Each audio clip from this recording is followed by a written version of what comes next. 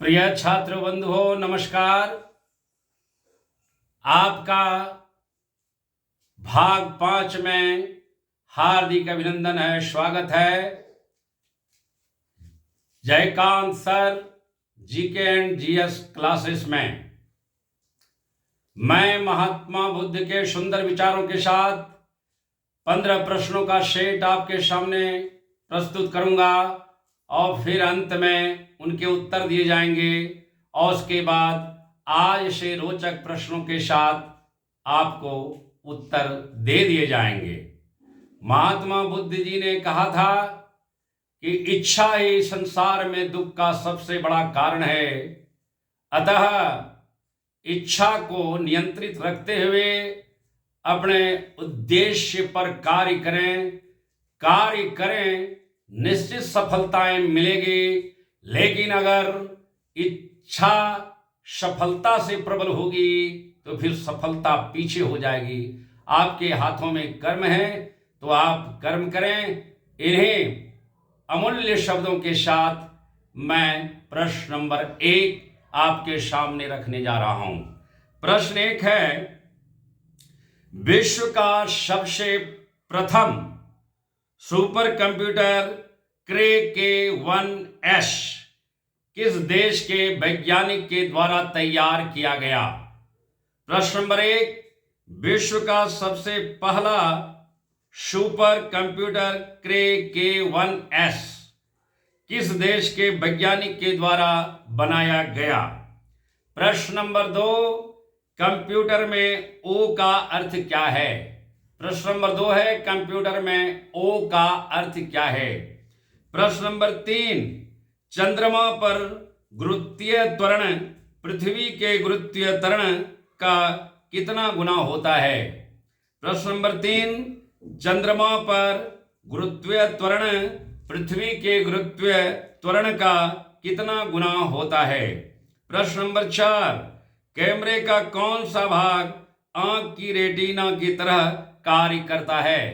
प्रश्न नंबर 4, कैमरे का कौन सा भाग आंख की रेटिना की तरह कार्य करता है?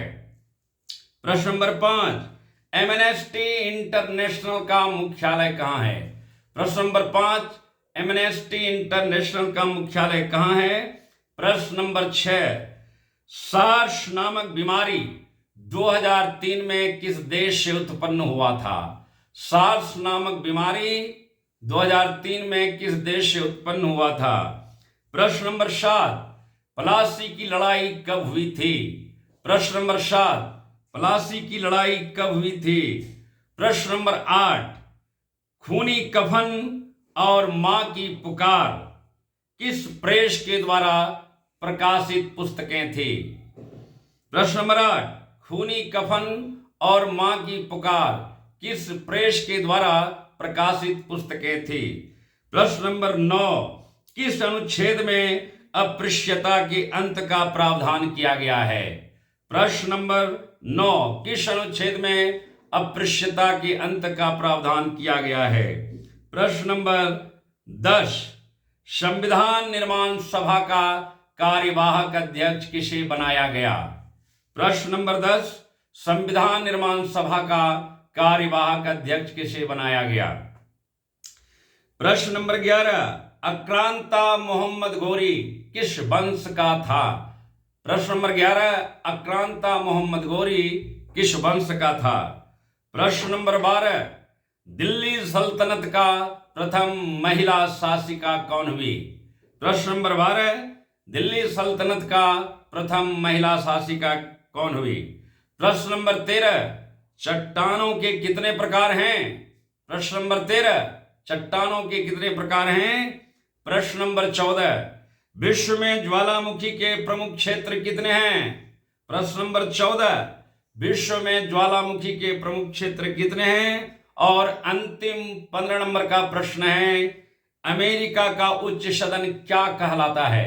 प्रश्न नंबर 15 है, अमेरिका का उच्च सदन क्यों कहलाता है? और अंतिम रोचक प्रश्न आपके लिए यह है कि गांधी जी द्वारा चंपारण क्षेत्र में शिक्षण आश्रमों की स्थापना किन उद्देश्यों की पूर्ति के लिए किया गया था? धन्यवाद। इस प्रकार 15 प्रश्नों के सेट का उत्तर इस प्रकार से है। प्रथम प्रश्न का उत्तर है अमेरिका के वैज्ञानिक। दूसरे प्रश्न का उत्तर है ऑपरेटर यानी यंत्र चलाने वाला अर्थात चलाने वाला। तीसरा प्रश्न का उत्तर है 1/6 गुना। चौथे प्रश्न का उत्तर है फिल्म में, अर्थात चौथे प्रश्न का उत्तर है फिल्म। पांचवें प्रश्न का उत्तर है लंदन इंग्लैंड। छठे प्रश्न का उत्तर है चीन से। सातवें प्रश्न का उत्तर है 1757।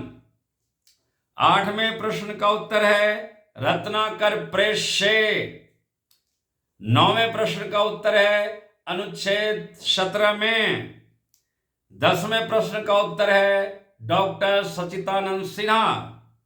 11वें प्रश्न का उत्तर है संस बनी वंश। 11वें प्रश्न का उत्तर है संस बनी वंश।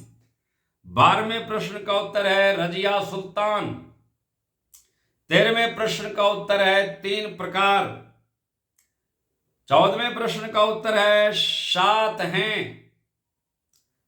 और अंतिम 15वें प्रश्न का उत्तर है अमेरिका का सदन सीनेट कहलाता है। अब अंतिम प्रश्न जो मैंने रोचक प्रश्न की बात कही थी उनका उत्तर इस प्रकार से है। महात्मा गांधी जी ने चंपारण क्षेत्र में 3 आश्रमों की स्थापना किए इन उद्देश्यों से कि ताकि चंपारण के क्षेत्र के जनमानसों के हृदय से अंग्रेजों का भय डर मिटाया जा सके और गुलामी की शिक्षा से वहां के नन्हे मुन्ने बालकों को आजादी दिलाई जा सके। इसके लिए उन्होंने चंपारण क्षेत्र में बड़हरवा, मधुबन और भीतिहरवा में 3 शिक्षण आश्रमों की स्थापना किए। बड़हरवा के शिक्षक भवन श्री गोखले, मधुबन के शिक्षक नरहरिदास पारिक और भीतिहरवा के शिक्षक पांडुलिक जी को नियुक्त किए। ये शिक्षक काफी योग्य भी थे, निडर भी थे, निर्भीक भी थे। ये विद्यालयों में बच्चों को निर्भीक शिक्षा देने के साथ साथ बचे हुए समय में विद्यालय क्षेत्र के गांवों में भ्रमण करते और ग्रामीणों के मनों से डर मिटाने का काम किया करते थे। इसी उद्देश्य की पूर्ति के लिए गांधी जी के द्वारा चंपारण क्षेत्र में शिक्षण आश्रमों की स्थापना की गई थी। धन्यवाद।